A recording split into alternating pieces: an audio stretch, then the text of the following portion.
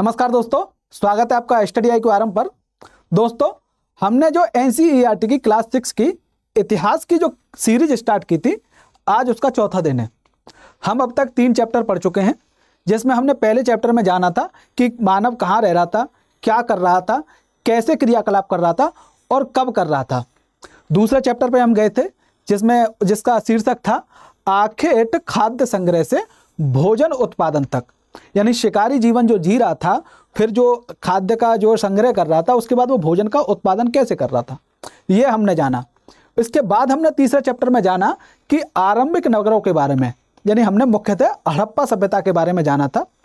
वहाँ किस तरीके के क्रियाकलाप किए जा रहे थे, किस तरीके के नगर बनाए गए थे, वहाँ की जो है नाली व्यवस्था कैसी थी, जल निकासी व्यवस्था कैसी थी, ये सारी बातें हमने जानी थी। और ये सब करके हम कर आने आखिर में, यानी हमने एनसीईआरटी की जो सीरीज स्टार्ट की है, इसका उद्देश्य क्या है? उद्देश्य मात्र केवल एक है कि आपकी बुनियाद को मजबूत करना, यानी आपके फाउंडेशन को बनाना। ठीक है ना? तो आज का हमारा अगला चैप्टर है, चौथा चैप्टर।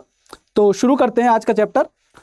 एनसीईआरटी की क्लास कक्षा 6 का चौथा चैप्टर हमारा अध्याय क्या बताती हैं हमें किताबें और कब्रें। यानी आज के चैप्टर में हम जो हमने स्टार्टिंग में बताया था आपको पहले चैप्टर में कि हमें इतिहास कैसे पता चलता है, यानी इतिहास में कोई घटना घटित हुई थी उसके बारे में हम कैसे जान सकते हैं। तो उसके 2-3 स्रोतों के बारे में बताया था, जिसमें पहला था पांडुलिपि, उसके बाद था दूसरा लिखित साक्ष्य कोई मिल सकता है या पुरातात्विक अवशेष कोई मिले हैं, उनके द्वारा जान सकते हैं। तो लिखित साक्ष्य के रूप में कोई किताब, कोई साहित्य संग्रह, इस तरीके की चीज़ें मिलती तो उसके बारे में। तो यही कह रहा है क्या बताती हमें किताबें और कब्रें। तो किताब क्या हो गई? लिखित साक्ष्य हो गई, और कब्र हमारी क्या हो गई? कब्र हो गई हमारी पुरातात्विक अवशेष। तो ये दोनों इनसे हमें पता क्या चलता है आखिर में? कब्रों से हमें क्या क्या पता चलेगा, सारे चैप्टर में जानेंगे पूरी बातें। जैसे कब्रों से पता चलेगा कि उस समय के मानव क्या खाते रहे होंगे, क्या पीते रहे होंगे, या कब्रों से हमें ये पता चल जाएगा कि उस समय का समाज विभाजित था या एक रह रहा था, वो क्या अमीर गरीब का वहाँ पर कोई विभाजन था। इस तरीके की बातें हमें पता चलेंगी। तो चलिए शुरू करते हैं। हर बार की तरह एनसीईआरटी हर एक चैप्टर में पहले एक कहानी से छापता है, किसी एक बच्चे की या 2 बच्चे की कहानी होती है। ऐसे ही इसमें भी छापी गई है। इसमें बता रहा है कि शिक्षक जो है, जैसे ही स्कूल की घंटी बजती है, शिक्षक बच्चों को जो है पुस्तकालय ले जाने का वो कहता है कि पुस्तकालय चलिए। तो उसी में ये बच्ची जो है, जिसका नाम मैरी होता है, वो पुस्तकालय में एंटर करती है, वो इधर उधर देखती है। तो वहीं पर एक अलग अलमारी थी जिसमें किताबें रखी हुई हैं, मोटी मोटी किताबें रखी हुई हैं। और फिर शिक्षक कहता है कि क्या तुम्हें पता है उस अलमारी में अलग अलग धर्मों से जुड़ी हुई महत्वपूर्ण किताबें हैं? क्या तुम्हें मालूम है कि हमारे पास वेदों का भी एक संग्रह है? तो कुल मिला के यहाँ एनसीईआरटी भूमिका बनाने की कोशिश कर रहा है कि इस चैप्टर में हम जानेंगे क्या पुस्तकों के बारे में मेनली। तो पुस्तक होगी यहाँ पर वेद। तो हम वेद से किस तरीके से इतिहास में जान सकते हैं। तो वेद हमारा किस तरीके का इतिहास होगा?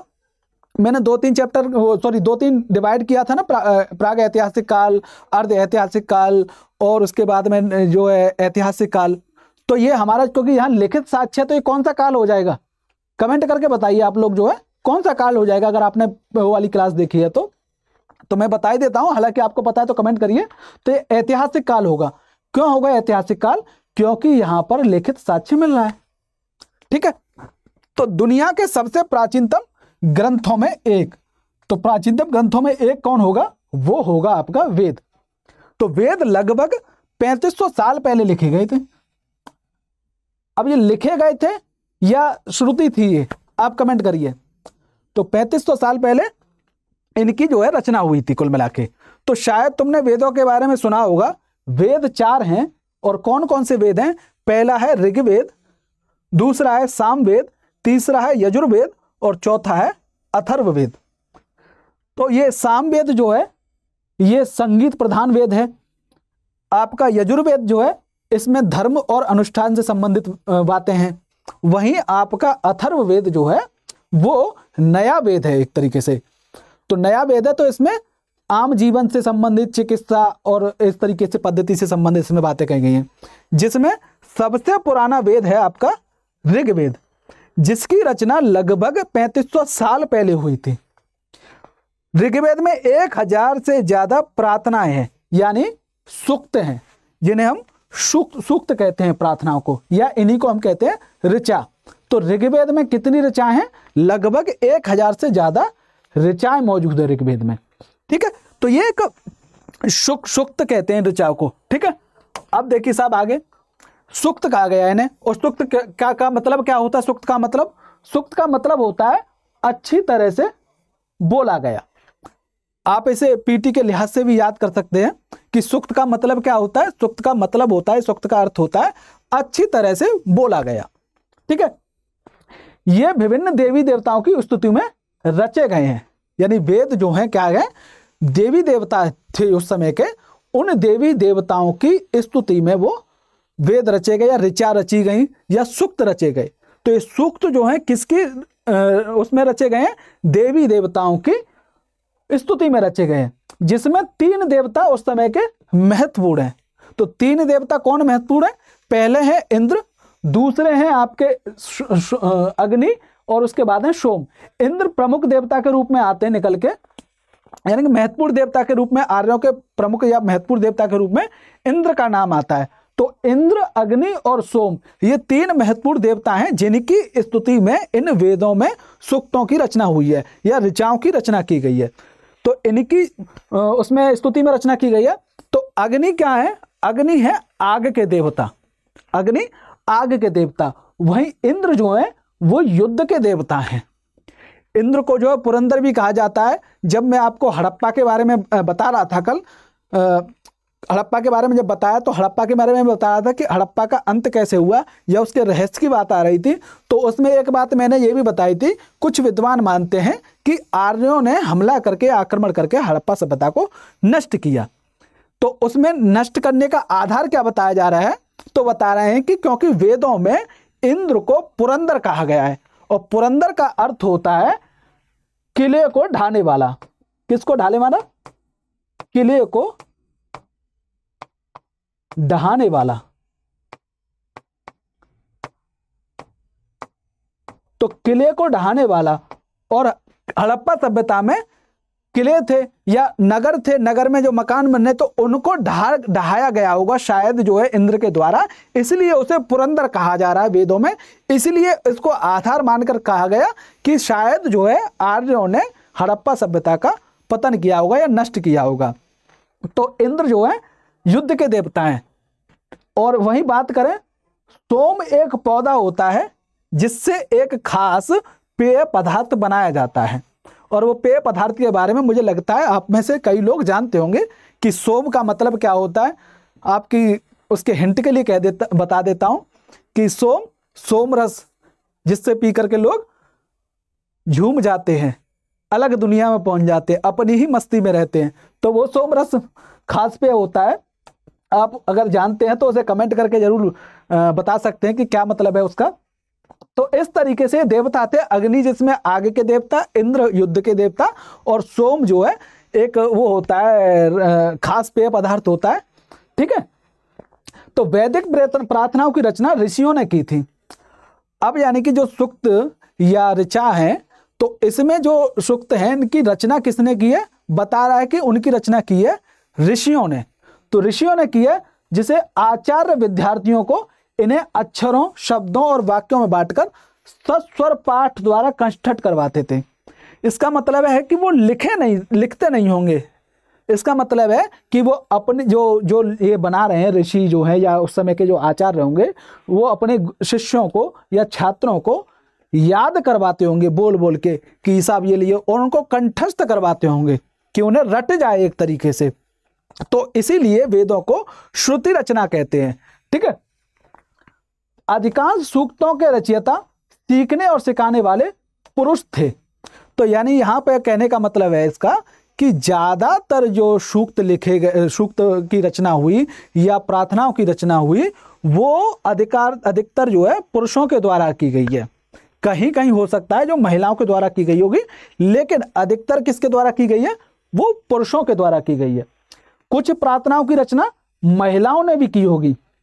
तो अगर आपसे क्वेश्चन बनता है कि सूक्तों की रचना किसने की थी, और आपको ऑप्शन दिए जाते हैं केवल पुरुषों ने, केवल महिलाओं ने, पुरुषों और महिलाओं ने दोनों ने, तो आप इसमें से क्या उत्तर देंगे कमेंट करके बताइए। तो यहाँ पर आपको कमेंट क्या करनी है कि साहब अधिकांश जो है पुरुषों ने की रचना, हालांकि कुछ महिलाओं ने भी रचना की थी सूक्तों की। ऋग्वेद की भाषा प्राक संस्कृत है, प्राक संस्कृत है। जो आज संस्कृत है ये उससे अलग संस्कृत है, ठीक है। तो प्राक संस्कृत है यानी कि वैदिक संस्कृत कहलाती है ये। जो आज आप पढ़ते हो वह भाषा थोड़ी भिन्न है इससे। यहाँ पर आप देखते होंगे, आपने अगर ध्यान दिया हो तो एनसीईआरटी में स्त्रीलिंग का जो है ज्यादा यूज किया गया है। यहाँ ये नहीं लिखा कि तुम स्कूल में जो पढ़ते हो, क्या लिखा गया है, पढ़ती हो। तो इस तरीके से एनसीईआरटी का ये नारी सशक्तिकरण का एक माध्यम है, ठीक है। उम्मीद है ये बातें समझ में आ रही होंगी। और आपको अगर कुछ चीजें समझ में नहीं आते हो ना तो कमेंट करके बता दिया करिए, जिससे मैं अगले लेक्चर में उन्हें शामिल कर लिया करूं या उनका आपको उत्तर दे सकूं।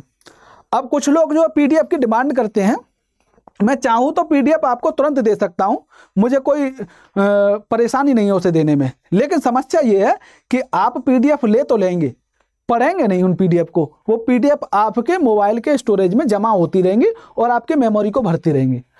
मैं दावा करता हूं कि आप मुश्किल ही उन्हें कभी उठाएंगे। तो इससे अच्छा क्या है पीडीएफ से, इससे अच्छा ये कि आप साथ की साथ जरूरी पॉइंट लिखते रहा करें या नोट्स बनाते रहा करें। जो मैंने आपको वीडियो में बताया भी था किस तरीके से नोट्स बनाने हैं, तो वो सारी बातें आप साथ के साथ जब क्लास ले रहे होते हैं तो उसी समय नोट्स कॉपी किताब लेकर के बैठा करिए। तो जिससे आप साथ के साथ जो इंपॉर्टेंट मैं मार्क करता हूं या अंडरलाइन करता हूं उनको नोट्स के रूप में लिख सकते हैं आप, ठीक है। तो हालांकि अगर पीडीएफ आप लोग ज्यादा डिमांड करेंगे तो मैं दे भी दूंगा, ऐसा कुछ नहीं, लेकिन वो आप पढ़ेंगे नहीं, मुझे पूरा भरोसा है। आप उन्हें केवल अपने मोबाइल के स्टोरेज में भरते रहेंगे, उठा के नहीं देखेंगे। तो इससे अच्छा यह है कि अपने लिखित नोट्स लिखिए ना, अपने हाथ से लिखे हुए। अगर 50 कमेंट अगर आप इस पर कर देंगे वीडियो पे, तो मैं आपको आज ही शाम को, मतलब आज शाम को ही आपको पीडीएफ प्रोवाइड करा दूंगा, अगर इस पर 50 कमेंट आती हैं तब, अन्यथा नहीं, ठीक है। संस्कृत और अन्य भाषाएं, आज भाषाओं का झगड़ा होता है। कोई मराठी और हिंदी को लेकर झगड़ रहा है, तो कोई तमिल और हिंदी, कोई कन्नड़ और हिंदी, तमाम दुनिया भर की भाषा को लेकर के आपस में झगड़ रहे हैं। लेकिन अब यहाँ देखो भाषा कैसे बन रही है, या पहले कौन सी भाषा बोली जा रही थी, आज वो कितनी बदल चुकी है। तो उससे पहले तो भाषा भी नहीं थी, लोग जो है संवाद के लिए भाषा भी नहीं थी, हमें मिली भी नहीं है, ना लिपि मिली है, ना कोई लेखन साक्ष्य मिला है। तो संस्कृत भाषा जो है कहाँ से है, भारोपीय है। क्या मतलब भारोपीय का, कि यानी भारत और यूरोपीय परिवार की भाषा है संस्कृत। लोग बड़ा गर्व करते हैं। तो ये भारत संस्कृत भाषा कहाँ की है, भारत और यूरोपीय भाषा परिवार का हिस्सा है। ऐसे ही भारत की कई अन्य जो भाषाएं जैसे असमिया, गुजरात, हिंदी, कश्मीरी और सिंधी एशियाई भाषाएं हैं, यानी कि ये एशियाई भाषा परिवार की हिस्सा हैं। वहीं फारसी, यूरोप की बहुत सी भाषाएं जैसे अंग्रेजी, फ्रांसीसी, जर्मन, यूनानी, इतालवी, स्पेनिश आदि इसी परिवार से जुड़ी हुई हैं। कौन से, एशियाई परिवार से। उन्हें एक भाषा परिवार इसलिए कहा जा रहा होगा, क्यों कहा जा रहा होगा, कि इनमें कुछ समानताएं दिख रही होंगी। उन समानताओं के आधार, या कॉमन वर्ड दिख रहे होंगे, उन कॉमन वर्ड के आधार पर इन्हें एक परिवार में रखा जाता होगा। जैसे संस्कृत है और यूरोप की भाषा है, इन दोनों में कोई ना कोई शब्द ऐसे होंगे जो मेल खाते होंगे या मिलते होंगे लगभग। तो इसीलिए उन्हें एक परिवार का हिस्सा बना देते हैं, क्योंकि आरंभ में उनमें कई एक जैसे शब्द थे। जैसे उदाहरण के लिए देखिए, मातृ जो है संस्कृत में माता को या माँ को मातृ कहते हैं, वही हिंदी में माँ कहते हैं और अंग्रेजी में मदर कहते हैं। तो अब यहाँ कहेंगे कि आप इसमें कॉमन क्या दिख रहा है सर, इसमें तो कॉमन कुछ नहीं दिख रहा है। साहब देखिए, जरा गौर से देखिए, इसमें भी पहला माँ, इसमें भी माँ आ रहा है और मदर में भी माँ आ रहा है। तो यानी कि इनका जो उच्चारण हो रहा है वो माँ ध्वनि से हो रहा है। एम मदर माँ ध्वनि, इधर जो मात्र माँ ध्वनि, इधर जो माँ उसमें भी माँ ध्वनि। तो इसलिए इन्हें एक परिवार का हिस्सा मान लिया गया होगा, ठीक है। अब ऐसे ही कहता है, उपमहाद्वीप में दूसरे भाषा परिवारों की भी भाषाएं बोली जाती हैं। यानी कि हमारे उपमहाद्वीप का यह मतलब है भारत ठीक है, भारतीय उपमहाद्वीप से मतलब है यहाँ पर उपमहाद्वीप का। तो उपमहाद्वीप में दूसरे भाषा परिवारों की भाषाएं भी बोली जाती है। उदाहरण के लिए बता रहा है कि पूर्वोत्तर प्रदेशों में तिब्बत बर्मा परिवार की, यानी हमारा जो भारत का उत्तर उत्तर पूर्व का जो क्षेत्र है, जैसे मणिपुर हो गया, नागालैंड हो गया, अरुणाचल प्रदेश हो गया, असम हो गया, ये वाला जो क्षेत्र है वहां पर कहाँ की भाषा परिवार बोला जा रहा है? तिब्बत बर्मा परिवार का, क्योंकि पड़ोसी है ये। तो इसलिए तमिल, तेलुगु, कन्नड़ और मलयालम और द्रविड़, ये सारी जो भाषा है, तमिल, तेलुगु, कन्नड़ और मलयालम, ये द्रविड़ परिवार की हिस्सा है। ये कौन से परिवार की हिस्सा है? भाषा है द्रविड़ परिवार की। जबकि झारखंड और मध्य भारत के कई हिस्सों में बोले जाने वाली भाषाएं ऑस्ट्रो एशियाटिक परिवार की भाषा है। तो इस तरीके से भाषा का परिवार का वर्गीकरण किया गया आपके एनसीईआरटी की क्लास 6 में। तो आपको लिए ये इंपॉर्टेंट हो गया। कई बार हो सकता है कभी जो है प्रीलिम्स पेपर आ जाए कि ये कौन से परिवार, भाषा परिवार की हिस्सा है जो ये भाषा जो है, तो आप यहाँ से उसका उत्तर आराम से लगा सकते हैं, आपको ज्यादा जद्दोजहद नहीं करनी पड़ेगी। ठीक है, आप चलिए आगे समझते हैं। आगे ऋग्वेद और उसका अध्ययन। तो ऋग्वेद का अध्ययन, जो ऋग्वेद है उसका अध्ययन किस तरीके से कर रहे हैं इतिहासकार, तो वही लिखा बताया गया है, या किस तरीके से वो ऋग्वेद है आखिर में। तो ऋग्वेद लिखा नहीं गया था, ओरिजिनली ऋग्वेद जो है कहीं भी नहीं लिखा गया। तो ऋग्वेद जैसे मैं बता रहा था, ये श्रुति रचनाएं हैं। तो यानी कि आज वहाँ ऋषि कुछ प्रार्थनाएं कर रहे हैं या ऋचाओं की रचना कर रहे हैं, तो बोल के कर रहे हैं, अपने शिष्यों को याद करवा रहे हैं चीजें। अब उसका कहीं वो लिख नहीं रहे, रिकॉर्ड नहीं बना रहे कि आज कौन सी रचना लिखी या कौन सी, तो नहीं लिख रहे हैं। तो स्वाभाविक बात है अगले चरण में जो है नहीं पहुंची होगी लिख के। तो वहां पर भी जो है, जो आज बच्चे ने याद की है वो अपने बच्चे को या अपने शिष्य को इस तरीके से सुना रहा होगा। तो ये सुन करके आगे पहुंची, श्रवण करके पहुंची आगे श्रुति के माध्यम से, यही बता रहा है। तो ऋग्वेद लिखा नहीं गया था, बल्कि उसका उच्चारण और श्रवण के माध्यम से पीढ़ी दर पीढ़ी चलता रहा है। एक लाइन में आपको बात समझ में आ गई ना कि ऋग्वेद कभी लिखा नहीं गया ओरिजिनली, बल्कि वो क्या हुआ, इस पीढ़ी ने के बच्चे ने याद किया, वो अगली पीढ़ी में लेकर गया, वहां पर उस पीढ़ी ने याद किया, वो उसने अगली पीढ़ी को सुनाया, उसने अगली पीढ़ी को सुनाया। इस तरीके से ये चलता रहा। लेकिन आगे चल के ये लिखा भी जाता है।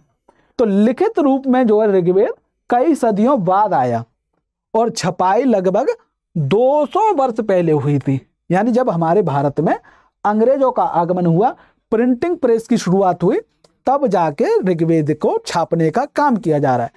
तो कई सदियों बाद लिखा जा रहा है। तो यहां पर आपको समझ में आ रहा होगा कि जब कई सदियों बाद लिखा जा रहा है तो ओरिजिनल बात क्या कही गई होगी।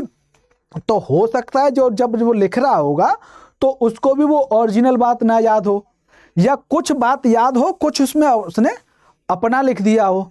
तो ऋग्वेद ओरिजिनली जो बोली गई होंगी, ऋचाएं जो है रची गई होंगी, हो सकता है उसका विकृत रूप हो आज। तो इसलिए कहीं जो है कंट्राडिक्शन दिखता है कई बातों में। तो आगे जब भी इतिहास लिखा जाता है या पुरानी चीज़ों से, तो इसकी समस्या यही होती है कि उसमें या तो कुछ बातें छोड़ दी जाती हैं या कुछ बातें अपनी तरफ से जोड़ दी जाती हैं। तो यही समस्या ऋग्वेद के साथ भी हुई होगी, क्योंकि सदियों बाद लिखा जा रहा है।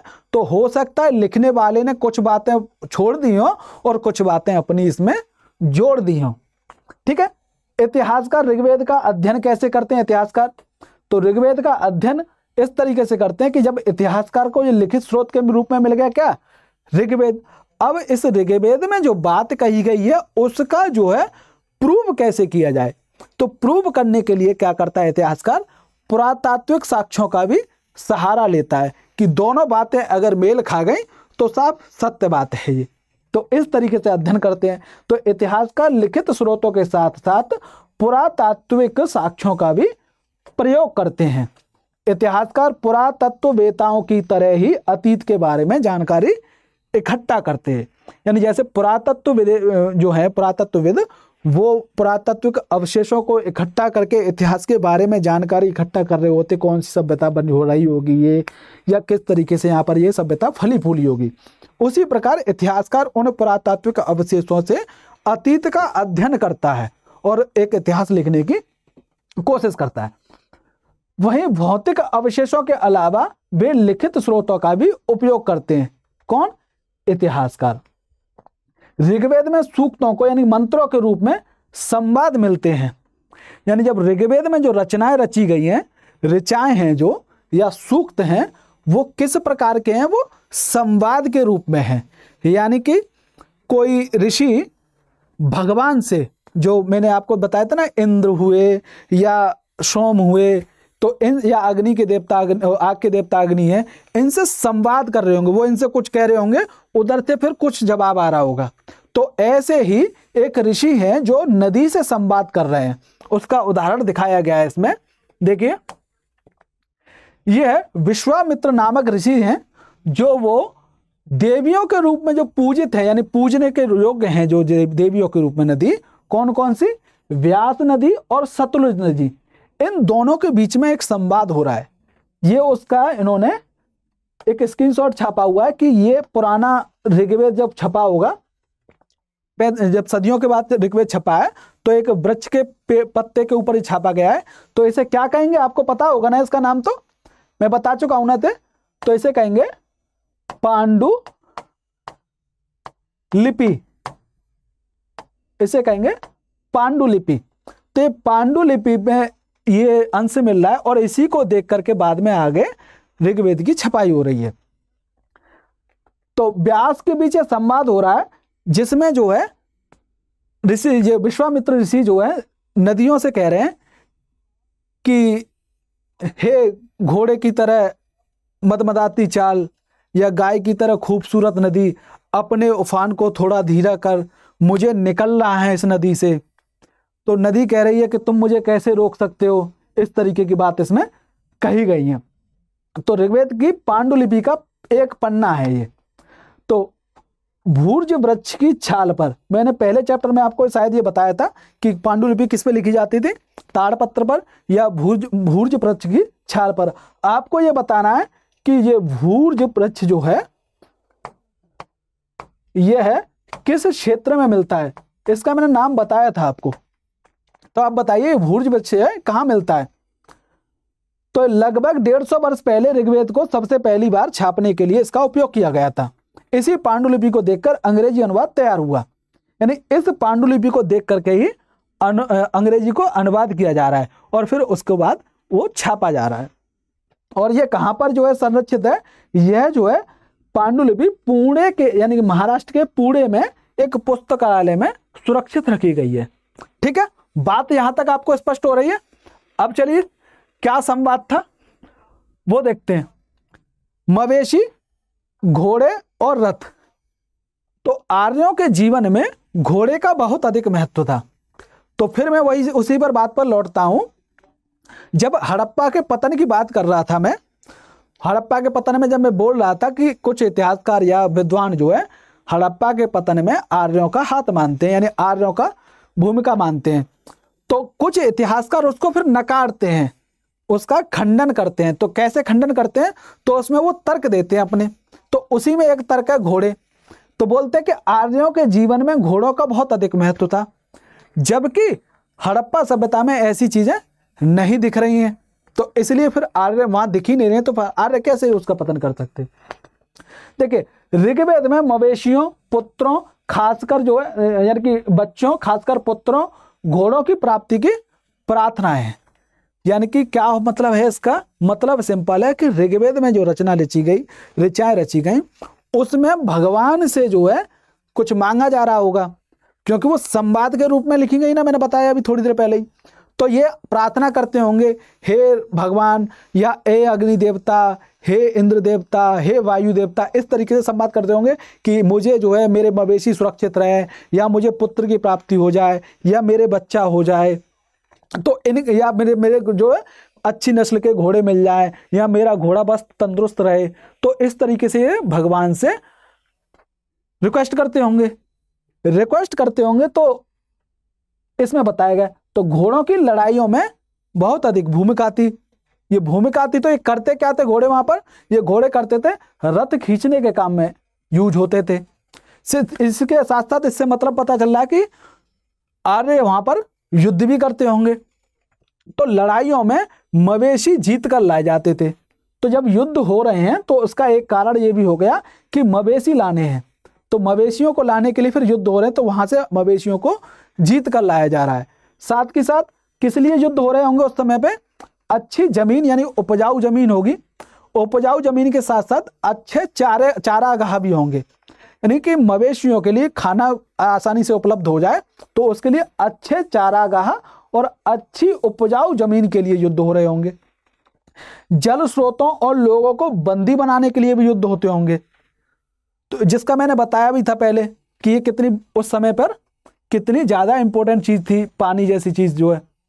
और ये चारागाह, युद्ध में जीता गया धन जो था, यानी कि जब युद्ध होते थे, युद्ध में जो जीत जाते थे, फिर वहां से धन मिलता था, उस धन का कुछ भाग जो है सरदार के पास रहता था। उस युद्ध में जब जो सेना जा रही है, उस सेना का कोई नेतृत्व करता होगा, कोई लीडर होगा, उसे सरदार कह रहे हैं, तो कुछ भाग युद्ध में जीते गए धन का वो सरदार के पास रहता था, जबकि कुछ भाग पुरोहितों को दिया जाता था, जिन्हें कभी कभी ब्राह्मण भी कहा जाता था। तो कुछ भाग पुरोहितों के पास जाता था, बाकी धन का बचा, बाकी धन जो बचा वो जनता में बांटा जाता था। उसके अलावा एक निश्चित हिस्सा जो है यज्ञ के लिए भी, यज्ञ में भी उपयोग होता था। ठीक है साहब, युद्ध में धन जीता तो उसका कहां पर बंटवारा हो रहा है, ये आपको समझ में आ गया। ये आपका प्रीलिम्स का क्वेश्चन भी बन सकता है, आपकी प्रैक्टिस के लिए आप इसे यूज कर सकते हैं कि युद्ध में जीता गया धन वैदिक काल में कहां उपयोग होता था, या कहां किन किन हिस्सों में बांटा जाता था, किन्हें दिया जाता था। तो आप यहां से टिक कर सकते हैं। यज्ञ की आग में आहुति दी जाती होंगी या दी जाती थी। आज आप जब भी, आप में से कई लोग अगर यज्ञ करते होंगे तो उसमें सामग्री चढ़ाते होंगे, कुछ ना कुछ घी अर्पित करते होंगे, तो यज्ञ में आहुति दे रहे हैं आप। तो ऐसे ही यहाँ पर आहुति जो देवी देवताओं को दी जा रही है, आज भी आप जो है देवी देवताओं को ही आहुति देते हैं। ठीक है, यज्ञ में घी डालेंगे, आप भी डाल लें घी। अन्न, आज भी डाला जाता है अन्न। कभी कभी जानवरों की आहुति भी दी जाती थी। तो इस तरीके से उस समय क्या यज्ञ में क्या क्या आहुति दी जा रही, किस किस की? घी की दी जा रही है, अन्न की दी जा रही है, और कभी कभी जानवरों की भी आहुति दी जा रही है। युद्ध में अधिकांश है पुरुष भाग लिया करते थे। अधिकांश से मतलब यहां पर आपको समझ में आना चाहिए इस शब्द का मतलब क्या हो। अधिकांश का मतलब होता है कि ज्यादातर यानी ज्यादा हिस्सा पुरुषों का उसमें भाग लेता था। इसका मतलब यह कतई नहीं है कि इसमें महिलाएं बिल्कुल भी भाग नहीं लेती थी। अधिकांश का मतलब है ज्यादा से ज्यादा पुरुष लेते थे, उसके साथ में कुछ परसेंटेज हिस्सा जो है महिलाओं का भी हो सकता है 1 हो, 2 हो, 3 हो, 10 हो, 15 हो, पर लेकिन भाग लेती होंगी। लोग सभाओं में मिलते जुलते थे। ये सारी जानकारी हमें कहां से मिल रही है? ये सारी जानकारी हमें वेदों से मिल रही है, खासकर ऋग्वेद से मिल रही है। तो लोग सभाओं में मिलते जुलते थे और युद्ध व शांति के विषय पर वो सलाह मशवरा करते थे। तो एक तरीके से लोकतांत्रिक व्यवस्था हो गई कि लोगों की सभा है, सभा में बैठकर वो युद्ध या शांति को लेकर के जो है आपस में सलाह कर रहे हैं, मशवरा कर रहे हैं कि शांति की जाए या युद्ध किया जाए, या फला क्षेत्र पर युद्ध किया जाए नहीं किया जाए, या वो नहीं मान रहा है तो उसके साथ शांति करने की बात की जाए नहीं की जाए। तो इस तरीके की इन सभाओं में बातचीत हो रही है। इन्हीं सभाओं में क्या होता था, लीडर चुनने का काम किया जाता था, यानी सरदार चुनने का काम किया जाता था। और सरदार कौन चुना जाता था? जो महान योद्धा हो, अच्छा योद्धा हो और कुशल योद्धा हो, उसे सरदार के रूप में ये लोग चुन रहे होते थे। ठीक है, आगे चलते हैं। आगे है साहब कि लोगों की विशेषता बताने वाले शब्द, यानी ऋग्वेद में कुछ ऐसे शब्दों का प्रयोग किया गया है जिससे हमें ज्ञात होता है कि वो कौन लोग हैं, उनकी विशेषता क्या है ना। तो ऐसे ही इसमें अब लोगों की विशेषता बताने वाले शब्द हैं। तो इससे एक बात तो क्लियर है कि लोग यानी कि अलग अलग वर्ग में लोग बटे होंगे, इसीलिए जो है लोगों की विशेषता बता रहे हैं वो। तो उसमें वर्गीकरण का आधार क्या था? वर्गीकरण का आधार था काम, भाषा, परिवार या समुदाय, निवास स्थान या सांस्कृतिक परंपरा। इनके आधार पर लोगों का वहां वर्गीकरण किया जा रहा है। आज भी आप अपने दोस्तों में कर लेते होंगे कि इसको अलग रखना है, इसको क्लोज रखना है, और उसमें कुछ ना कुछ इसमें भूमिका रहती होगी इन सब की भी। ठीक है, इसके साथ ही बता रहे हैं कि जब ये वर्गीकरण का आधार हो गया तो इसके आधार पर दो प्रमुख वर्ग दिख रहे हैं वहां पर। तो प्रमुख वर्ग में पहला कौन है? पुरोहित, जिसे ब्राह्मण भी कह रहे हैं हम। तो पुरोहित वर्ग था पहला। ये क्या करता था? ये यज्ञ और अनुष्ठान का कार्य करता था। कौन? पुरोहित वर्ग। दूसरा था राजा। ये राजा जो है बड़ी राजधानी और महलों में नहीं रहता था। यानी ये राजा, आज के राजा या आप मिडाइवल में पढ़ेंगे या उसके आगे चल के जो भी राजा आप जो है गुप्ता साम्राज्य में या मौर्य काल में पढ़ते हैं, तो उस तरीके के राजा नहीं थे ये, या उस तरह के राजा नहीं थे। तो ये ना तो बड़े महल बने हुए थे इनके, ना ये बड़ी राजधानी थी इनकी, ना ही इनके पास स्थायी सेना थी। तो ना तो इनके पास सेना थी और ना ही ये कर वसूलते थे, यानी टैक्स भी नहीं वसूलते थे। तो आज के राजा, सॉरी उस समय के राजा, मिडाइवल हिस्ट्री के राजा या आपके मौर्य काल या गुप्ता काल के उस तरह के राजा नहीं थे। साथ ही साथ जो राजा अगर मर जाता था तो राजा के बाद जो गद्दी पर बैठता था, आमतौर पर धारणा यह है कि उसका पुत्र बैठेगा, लेकिन यहाँ ऐसा नहीं था। यहाँ पर प्राय राजा की मृत्यु के बाद उसका बेटा अपने आप शासक नहीं बनता था। तो कैसे बनता होगा शासक? जैसे मैंने बताया कि लोग सभाओं में मिलते थे। कहां पर मिलते थे? सभाओं में मिलते थे लोग, और सभाओं में सलाह मशवरा करते थे। क्या सलाह मशवरा करते थे? युद्ध और शांति को लेकर के। साथ ही साथ यहीं पे वो सरदार को चुनते थे। और सरदार किसे चुना जाता था? जो अच्छा योद्धा हो, कुशल योद्धा हो, उसे सरदार के रूप में चुना जाता था। तो यहां पर वो अपने आप नहीं बनता होगा, क्या होता होगा? सभा में लोग अपने सरदार को चुनते होंगे। तो यह प्राय कहा जा रहा है। तो ऐसा नहीं है कि बिल्कुल नहीं होता होगा, कुछ परसेंटेज में या कुछ हिस्से के रूप में अपने आप भी बन जाता होगा, इसका मतलब ये है। हालांकि प्राय वो नहीं बनता था, प्राय जो है इन सभाओं में चुना जाता था सरदार। ठीक है, अब आगे जनता या पूरे समुदाय के लिए दो शब्द कहे गए। दो शब्द हमने जान लिए, पहला क्या था? पुरोहित, दूसरा था राजा। अब अगला शब्द है जन और विश। जो पहले जो शब्द थे वो विशेष वर्ग के लिए कहे गए हैं, यानी पुरोहित विशेष वर्ग, राजा विशेष वर्ग। अब ये जनता के लिए कहा जा रहा है, कॉमन लोगों के लिए, जिसमें है पहला जन, जिसका हम आज भी प्रयोग करते हैं। जैसे कहते हैं ना जन समुदाय, जन भावनाएं, तो यानी जनता की भावना। ठीक है, तो इसलिए हम आज भी प्रयोग करते हैं। तो आम जनता के लिए वहां पर एक जन का शब्द का प्रयोग किया जा रहा है, दूसरा किया जा रहा है विश्व शब्द का। तो विश्व शब्द से ही निकल के आया है वैश्य, जिसे हम व्यापारी वर्ग के रूप में जानते हैं। तो वैश्य वर्ग यहीं से शब्द निकला है यहां से। तो जनता के लिए दो शब्द किए जा रहे हैं। ऋग्वेद में विश्व और जनों के नाम मिलते हैं, इसलिए पुरुजन विश्व, भरतजन विश्व, यदुजन या विश्व जैसे कई उल्लेख मिलते हैं। इससे पता चल रहा है कि वहां पर आम जनता के लिए किस तरीके के शब्द यूज किए जा रहे हैं और विशेष लोगों के लिए किस तरीके के शब्द यूज किए जा रहे हैं। अब देखिए, प्रार्थनाओं की रचना करने वाले स्वयं को आर्य कहते थे, यानी जो ऋषि या आचार्य ऋचाओं की रचना कर रहे हैं, सूक्तों की रचना कर रहे हैं, वो अपने आप को क्या कह रहे हैं? वो अपने आप को कह रहे हैं आर्य। और अपने विरोधियों को वो क्या कह रहे हैं? दस्यु या दास। तो आप जो है दास का मतलब समझते हो गुलाम, लेकिन ये लोग दस्यु जो या दास किसे कह रहे हैं? जो इनके विरोधी हैं या जो इनकी विचारधारा को नहीं मान रहे हैं, वो उन लोगों को ये कह रहे हैं क्या? दास या दस्यु। दस्यु यज्ञ नहीं करते थे, क्योंकि पुरोहित यहां पे यज्ञ कर रहा है।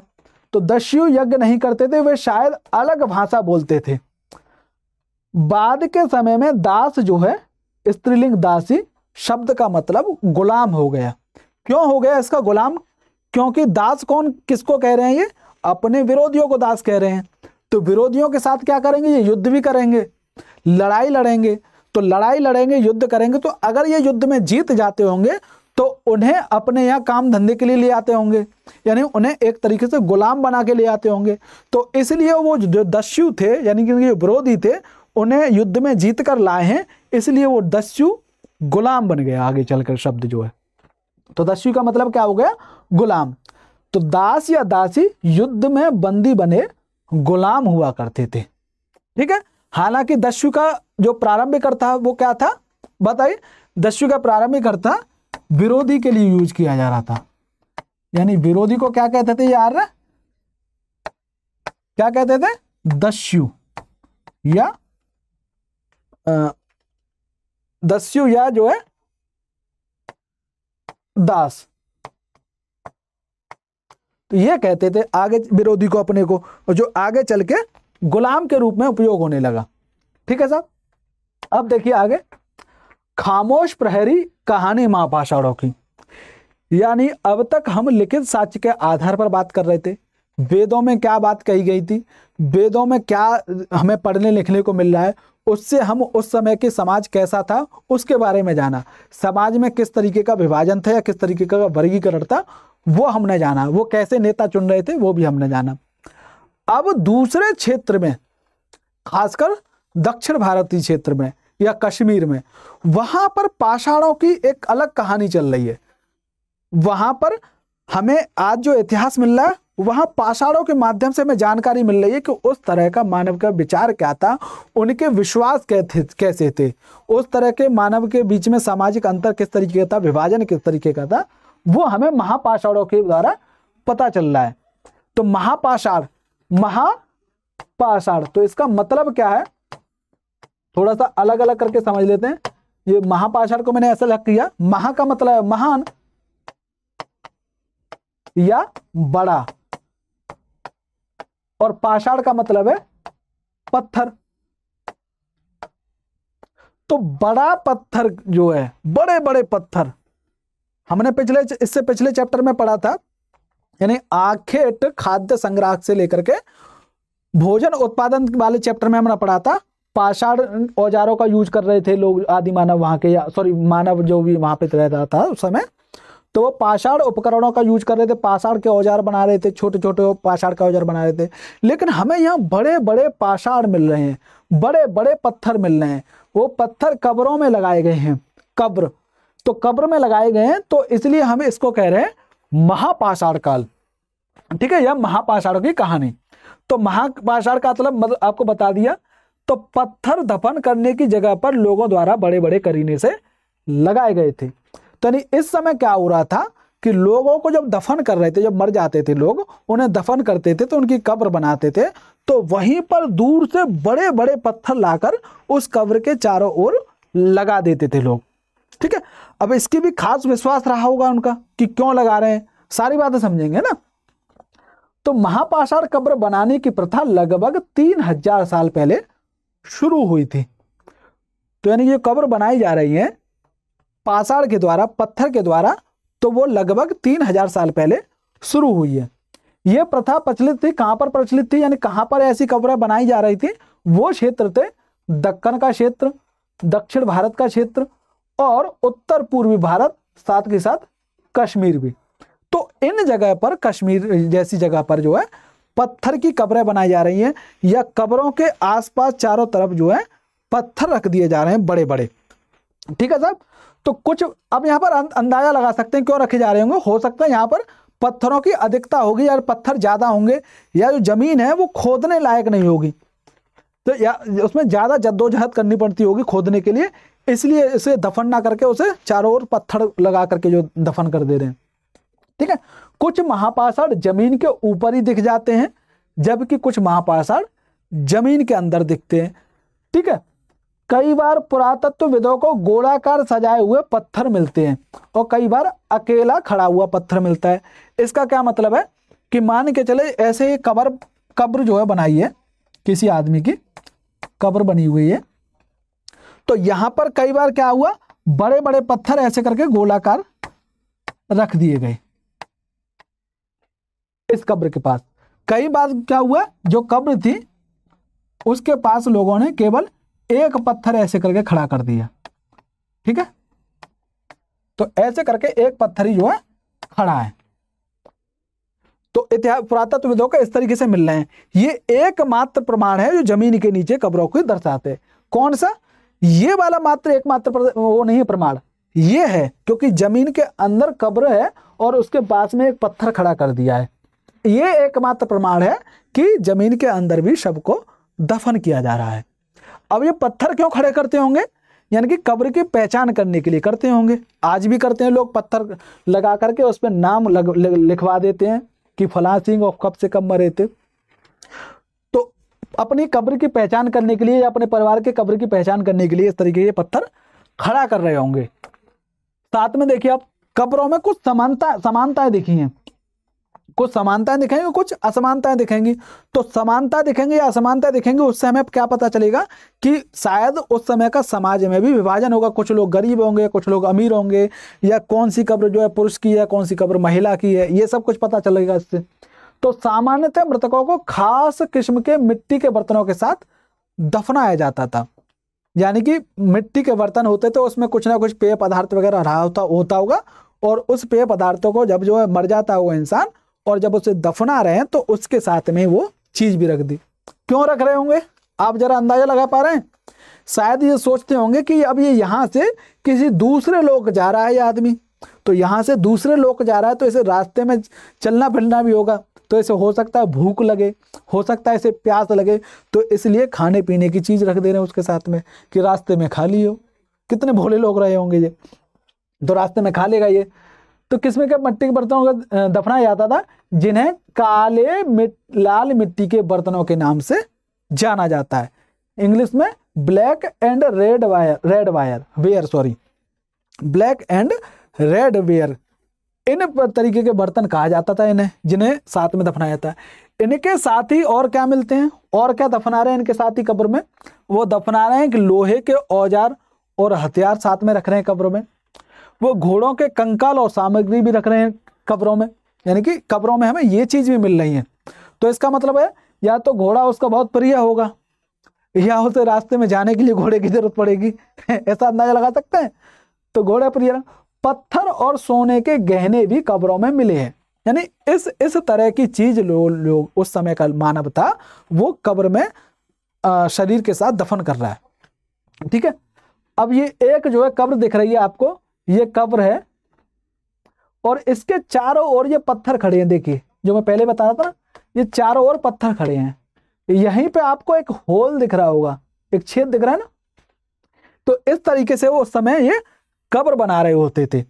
अब इसकी विशेषता क्या है, देखिए इस तरह के महापाषाण को ताबूत या सवादान कहते हैं, जिसे इंग्लिश में शिष्ट कह रहे हैं ये लोग। तो इस तरह के महापाषाण को क्या कह रहे हैं, ताबूत सवादान। यहां दिखाए गए शिष्ट में एक पोर्ट होल है, यानी बड़ा सुराख है।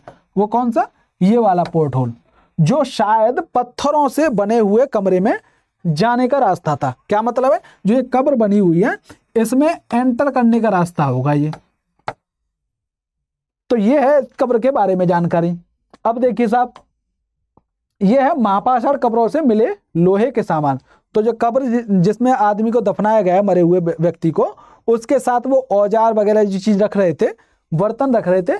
तो जैसे ये घोड़े के लिए उन्होंने सामान रखा है, ये घोड़े के लिए सामान रख दिया, ये कुल्हाड़ियां रखी हुई हैं उनके साथ में, ये एक कटार है उसके साथ में रखी गई है, कब्र में मिली है। तो ये इस तरीके की चीजें ये दफना रहे होते हैं उसमें। ठीक है, अब देखिए लोगों की सामाजिक असमानताओं के बारे में पता करना। तो उन कब्रों से ही हम यह भी पता कर रहे हैं कि उस समय किस तरह की सामाजिक असमानता रही होगी। तो उस कब्रों से पता चल रहा, तो कैसे? पुरातत्वविद यह मानते हैं कि कंकाल के साथ कई चीजें मरे हुए व्यक्ति की रही होंगी, यानी उसके साथ जो चीजें दफन की जा रही हैं, तो हो सकता है संभवतः है वो चीजें उस मरे हुए व्यक्ति की रही होंगी। आज भी ऐसा होता है, आज भी ज्यादातर जब कोई व्यक्ति मर जाता है किसी गांव घर शहर में, तो वहां पर उसके साथ चीजें कई साथ में जलाई जाती हैं कि उसी का सामान था, या घर जब वो विदा कर दिया जाता है घर से जलाने के लिए, दफन करने के लिए, जो कुछ चीजें थी जो महंगी नहीं है, उन चीजों को उसके जाने के बाद फेंक दी जाती हैं या उसी के साथ जला दी जाती हैं, है ना। तो उस तरीके से उस समय भी रह रहा होगा कि जो उसकी प्रिय चीज होंगी या वो जो यूज करता होगा, चलो ये आदमी गया तो इसके साथ में ही इन चीजों को भी दफना दें। या मैंने जो बताया कि इसको शायद रास्ते में भूख लगी, उस लोग जा रहा है तो इसे खाने पीने की जरूरत पड़ेगी। तो कब्र में पाई गई वस्तुएं जैसे सोने के मन के शंख, बर्तन, इससे क्या पता चल रहा है कि यह मृत व्यक्ति जो है सामाजिक स्थिति बता रही है इसकी। अगर सोने के आभूषण हैं, शंख हैं, या अच्छी चीजें मिल रही हैं वहां पर, महंगी या बहुमूल्य मिल रही हैं, तो शायद ये जो है अमीर रहा होगा या इसकी समाज में प्रतिष्ठा अधिक होगी। वहीं कभी कभी एक कब्र की तुलना में दूसरी कब्र में ज्यादा चीजें मिलती हैं, वही बताया मैंने अभी। जैसे उदाहरण के रूप में बताया यहाँ पर ब्रह्मगिरी की जो जगह है वहां पर एक कब्र मिली जिसमें 33 सोने के मनके और शंख मिले। तो इतने ज्यादा सोने के मनके मिल रहे हैं वहां पर, सोने के मनके, तो इससे अंदाजा लगा रहे हैं कि वो शायद अमीर रहा होगा या फिर वो सरदार होगा, लीडर होगा, तभी उसके पास इतने मनके रहे होंगे शायद। तो इससे एक पता चल गया। वहीं दूसरी कब्र है उसमें कुछ कम चीजें मिल रही हैं, तो इससे अंदाजा लगा सकते हैं कि ये गरीब रहा होगा। आज भी देखते हैं ना, जब मर जाता है कोई व्यक्ति तो विमान बनाते हैं। आप कितने लोग जानते हैं इस बात को, बताइए जरा। विमान, जब अक्सर जो ज्यादातर जो ज्यादा बुजुर्ग हो जाते हैं लोग, जिनके मरने की बहुत ज्यादा किसी को दुख ना हो, बहुत ज्यादा उन्होंने इतना जी लिया कि अब ठीक था, तो उनका विमान निकाला जाता है। तो विमान निकालते टाइम पे बहुत चीजें सजाई जाती है, पूरी जो है जो निकाल के ले जाते हैं अर्थी को पूरी तरह से सजाते हैं बढ़िया, उसमें घंटी केले वेले तमाम दुनिया भर की चीज लगाते हैं और गाजे बाजे के साथ ले जाते हैं।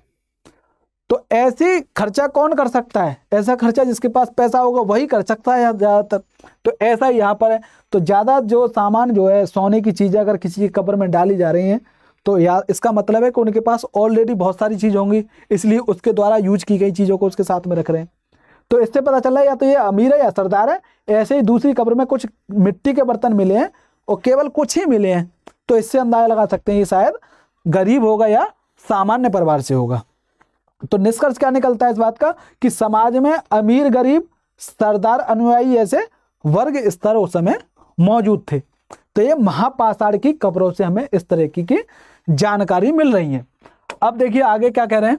आगे क्या कुछ कब्र जो है खास परिवारों के लिए थी, तो पता है हमने जो अभी कब्र देखी उसमें पता ही चल रहा है, लेकिन वहां पर सिंगल व्यक्ति को दफनाया जा रहा होगा। लेकिन यहाँ कुछ एक आध ऐसी कब्रें भी मिली हैं जहां पर बहुत अधिक संख्या में कंकाल मिले। तो कंकाल मिले तो इससे अंदाजा लगा रहे हैं कि क्या कहीं ये ऐसा तो नहीं एक ही परिवार के सदस्य हों जो अलग अलग समय पे मरते होंगे और बाद में उन्हें एक ही जगह पर दफनाया जाता होगा।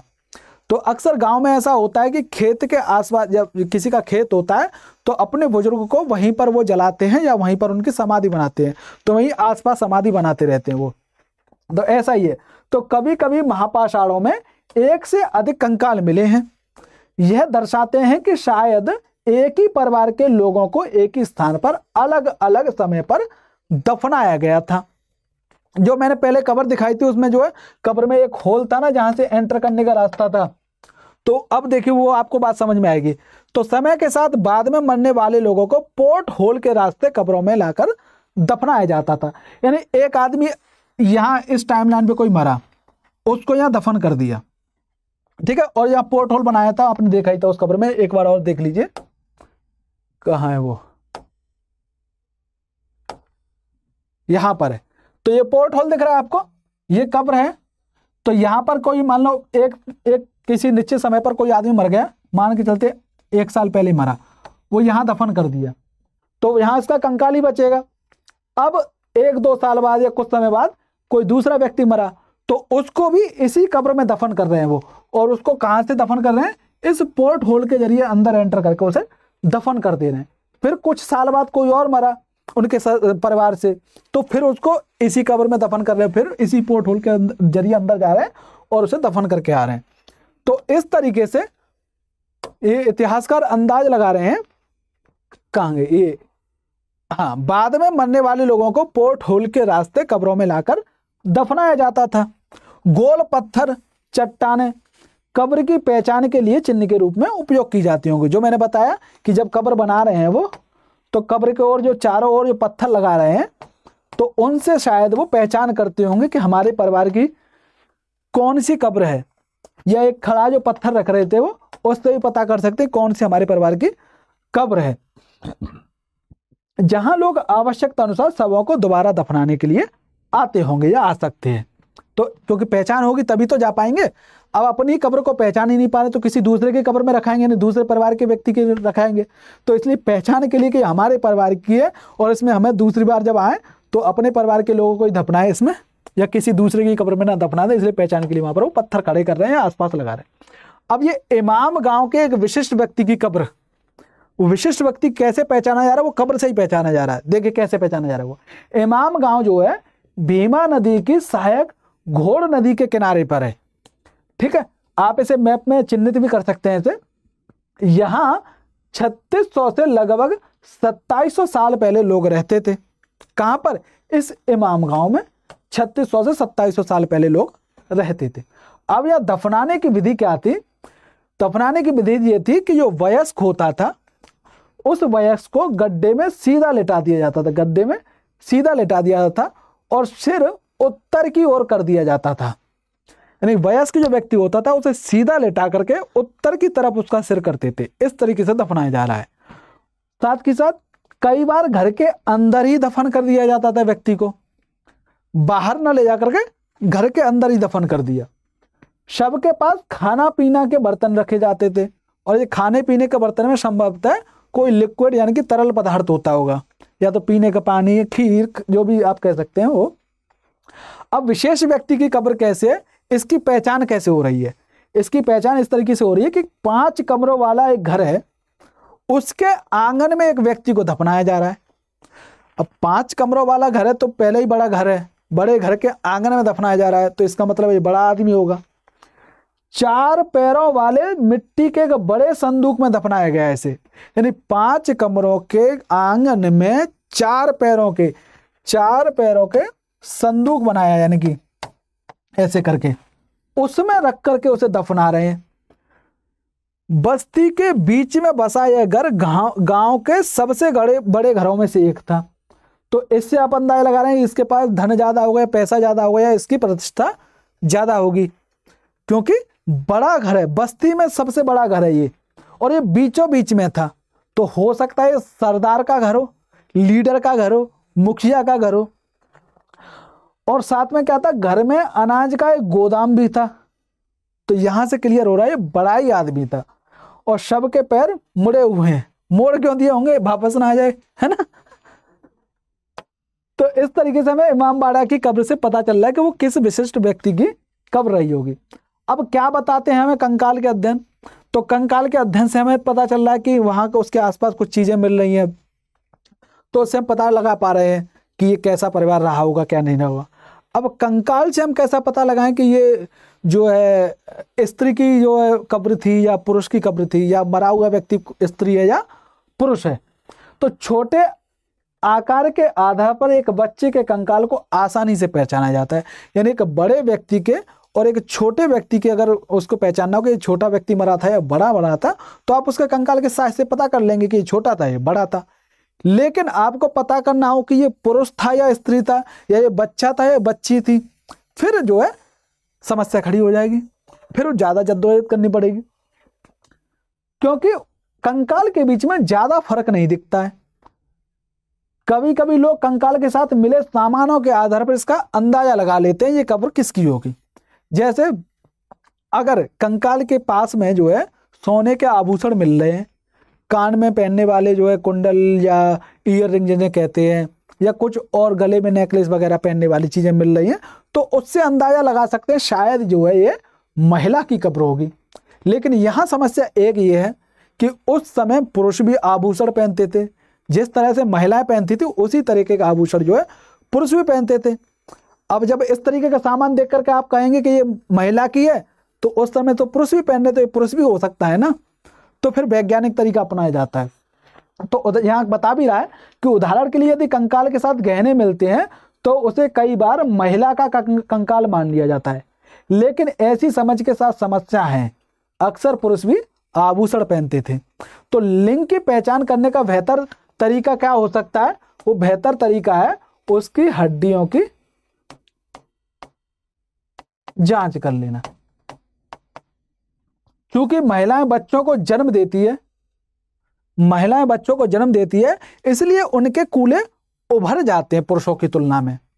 तो कूले उनके पुरुषों की तुलना में उभर जाते हैं, तो उससे कुछ हद तक अंदाजा लगा सकते हैं कि ये महिला की कब्र हो, या सामने का हिस्सा कुछ जो है कंकाल का थोड़ा सा उभरा हुआ हो सकता है महिला का, तो इससे भी अंदाजा ला सकते हैं ये महिला की कब्र होगी और पुरुष की कब्र होगी। इसलिए उनका कटी प्रदेश या कूला पुरुषों से ज्यादा बड़ा होता है। ठीक है, यह समझ कंकालों के आधुनिक अध्ययन पर आधारित है। सही बात है साहब, वैज्ञानिक तरीका इसे मान सकते हैं। लेकिन आज से लगभग 2000 साल पहले, अब हालांकि इस मतलब इसका यहाँ डालने का कोई मतलब बनता नहीं था मेरे हिसाब से, लेकिन डाल दिया है। आज से लगभग 2000 साल पहले चरक नाम के व्यक्ति वैद्य हुए थे। उन्होंने चिकित्सा शास्त्र पर एक चरक संहिता नाम की एक किताब लिखी थी। तो आपके लिए एक फैक्ट हो गया कि आज से करीब 2000 साल पहले एक चरक नाम के व्यक्ति थे जिन्होंने चरक संहिता लिखी। और इस चरक संहिता में उन्होंने क्या बताया, वे कहते हैं कि मनुष्य के शरीर में 360 हड्डियां होती हैं। आज आप कितनी जानते हैं हड्डियां, बताइए? 206 जानते हैं ना, मनुष्य के शरीर में 206 हड्डियां होती हैं। लेकिन ये क्या बता रहे हैं, 360। ये तो बहुत ज्यादा बता रहे हैं। लेकिन क्यों बता रहे हैं? हो सकता है इन्होंने आधुनिक शरीर रचना विज्ञान में 206 हड्डियां होते हैं, हो सकता है इन्होंने क्या किया हो, संभवतः चरक ने अपनी गिनती में क्या कर लिया होगा, दांत भी गिन लिए होंगे, हड्डियों के जोड़ भी गिन लिए होंगे और उपास्थि को भी जोड़ लिया होगा, इसलिए यह संख्या 360 बन गई। लेकिन आधुनिक टाइम में कितनी है, 206। तो समझ में आ रही क्या बताती है हमें, कब्र कंकाल से हमें किस तरीके से पता चल सकता है कौन है। इमामबाग गांव के लोग किस तरीके का काम धंधा कर रहे होंगे। जो इमाम गांव के जो कब्र बताई थी ना मैंने, कब्र से विशिष्ट व्यक्ति की पहचान हो रही है, वही इमाम गांव है ये। फिर इमाम गांव में पुरातत्वविदों को क्या मिले हैं, गेहूं मिले हैं, जौ के साक्ष्य मिले हैं, चावल के साक्ष्य हैं, दाल, बाजरा, मटर और तिल के बीज मिले हैं। कई जानवरों की हड्डियां भी मिली हैं और उन हड्डियों पे काटने के निशान भी हैं। तो इससे अंदाजा लगाया जा रहा है कि वो जो है जानवरों का मांस खाते होंगे, तभी तो हड्डी पर काटने के निशान लगे हैं। तो यह अंदाजा है कि ये लोग इन्हें खाते होंगे। जंगली जानवरों की हड्डियां मिली हैं। तो जंगली जानवरों किस किस तरीके के जंगली जानवर खा रहे थे, वो यहाँ पर एक सूची है एक तरीके से। तो इनकी हड्डियां मिली हैं, उन पर कट के निशान मिले हैं, तो इसलिए अंदाजा लगा रहे हैं कि ये चीज खा रहे होंगे। तो कौन कौन सी चीज खा रहे थे वहां पर, ये गाय, बैल, भैंस, बकरी, भेड़, कुत्ता, घोड़ा, गधा, सुअर, इन सब का मांस खा रहे थे ये। साथ के साथ और क्या खा रहे थे, सांभर का मांस खा रहे थे, चितकबरा हिरण है, कृष्ण मृग है, इसका भी मृग खा रहे थे।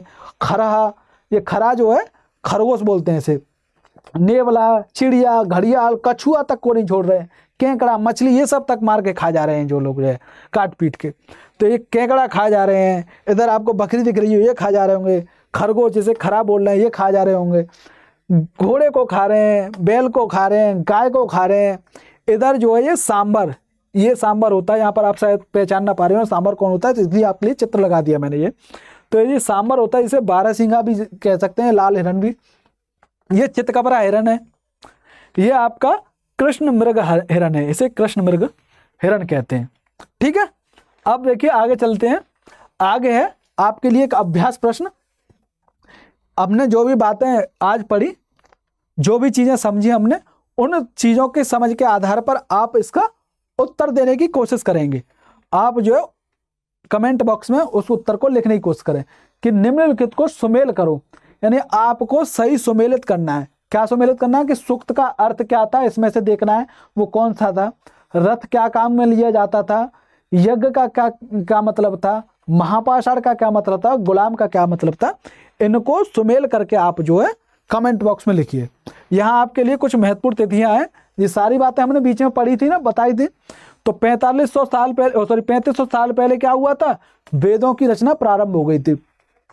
महापाषाण के निर्माण की शुरुआत कब हो रही है, लगभग 3000 साल पहले। सॉरी, इमाम गांव में कृषकों का निवास कब रहते थे कृषक वगैरह, तो 3000 से 2700 साल पहले रहते थे, 3600 से 2700 साल पहले। चरक संहिता कब लिखी जा रही है, लगभग 2000 साल पहले। ठीक है, ये था आज का चैप्टर। अगले चैप्टर में हम पढ़ेंगे, क्या पढ़ेंगे, राजा, राज्य और एक प्राचीन गणराज्य। तो किस तरीके से वहां राजा रह रहा था, राजा के क्या काम होते थे, गणराज्य का क्या भूमिका थी, ये सारी बातें समझेंगे। जो आधुनिक टाइम पर गणराज्य हम देखते हैं उसका क्या मतलब है, ये सारी बातें हम 5वें चैप्टर में देखेंगे। उम्मीद है आपको आज की क्लास समझ में आ रही होगी या आई होगी।